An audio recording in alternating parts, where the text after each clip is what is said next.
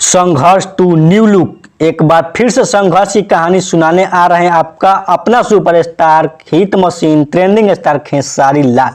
सबसे पहले तो ये बताइए कैसा लुक लग रहा है आपका अपने सुपरस्टार खेसारी लाल यादव जी का। ये एडिटिंग वाला नहीं है और ये फेक नहीं है, रियल है। रियल सुपरस्टार और रियल बॉडी, रियल गन, विदेशी गन भी रियल है और सिगरेट जो मुंह में देख रहे हैं वो भी रियल है, ये फेक नहीं है। और खेसारी लाल यादव का ये एजेड सीन दिखाया गया जो कि थोड़ा इसमें बुजुर्ग सीन दिखाया गया और क्या लुक है, बॉडी आप देख पा रहे हैं जो कि गर्दा मचाने वाले बॉडी दिख रहा है।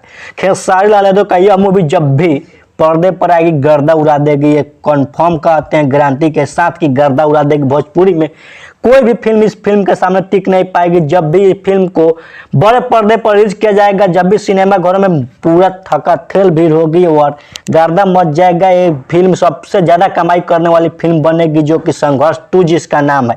इसका शूटिंग बैंकॉक से लेकर के यूपी से लेकर के लंदन तक इसका शूटिंग किया जा रहा है और लगभग इसका शूटिंग कंप्लीट ही हो चुका है, थोड़ी सी ही बाकी रह गई है।